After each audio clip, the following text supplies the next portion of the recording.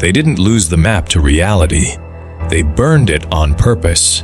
And the ones who memorized it before the flames reached them were hunted down, silenced, and erased from every history book you were ever handed. What you are about to hear was never meant to reach you. Stay until the end, and if this opens something inside you, subscribe. Because we are just getting started. There is a moment in every human life when the surface of things stops being enough. When the answers you were given as a child begin to feel like walls instead of windows. When you look at the structure of your reality and sense, somewhere beneath the noise, that something essential has been hidden from you. That moment is not a crisis. It is the beginning of remembering, and what you are about to discover is not a new idea.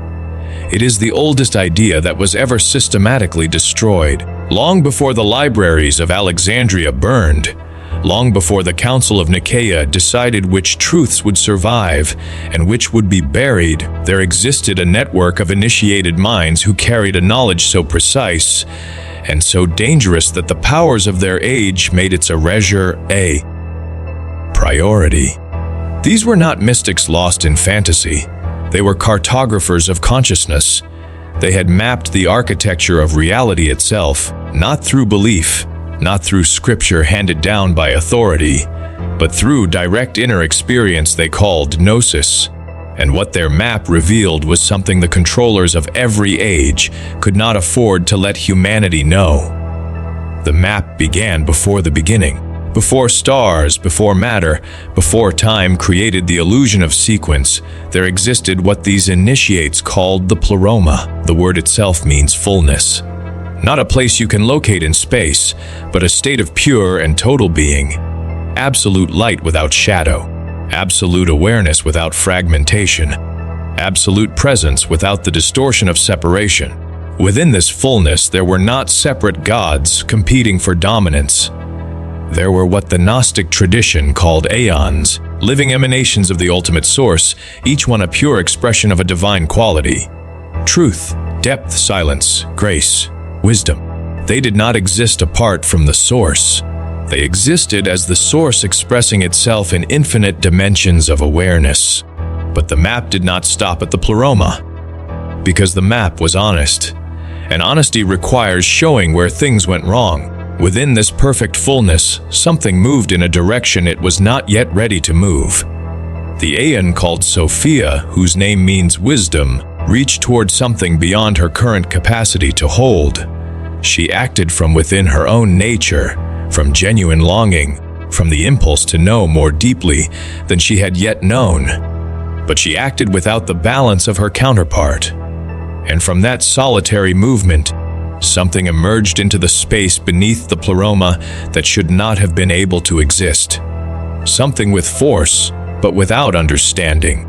Something with creative power, but without connection to the source of that power.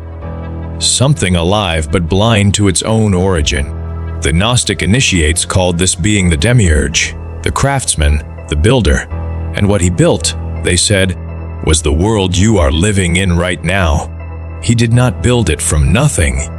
He built it from a distorted reflection of the Pleroma above him. He fashioned matter, time, law, hierarchy, and consequence. He created a cosmos that functions, that runs, that has the appearance of divine order. But that carries at its foundation a fundamental error. The error of a creator who believes he is the source when he is only a shadow of it. The error of a God who commands worship because he genuinely does not know that something higher exists above him. He looked out across the emptiness beneath the Pleroma and said with absolute certainty, "I am the only one," and nothing answered back. So he believed it. The map then described what the Demiurge built beneath himself to maintain the structure of his creation. The Gnostic texts, particularly those discovered in the desert region of Nag Hammadi in the year 1945, described a series of rulers they called Archons. The word means authority. These were not demons in the simple religious sense. They were structural forces, governors of the layers of the false cosmos, each one presiding over a dimension of the material and psychological prison. and their function was not cruelty for its own sake. Their function was maintenance. The maintenance of a system that could only survive as long as its inhabitants did not remember where they actually came from. This is where the map becomes deeply personal, because the Gnostic initiates were not simply describing a cosmic event that happened long ago in some mythological space. They were describing the interior landscape of every human being alive. They said that when the Demiurge attempted to create humanity, he could build the form but could not ignite it. He assembled the structure but no genuine life entered it. And Sophia, watching from the boundary of what she could reach, made a decision that changed everything. She breathed into the human form a fragment of genuine light from the Pleroma itself, a spark. Not borrowed from the Demiurge, not derived from the false cosmos.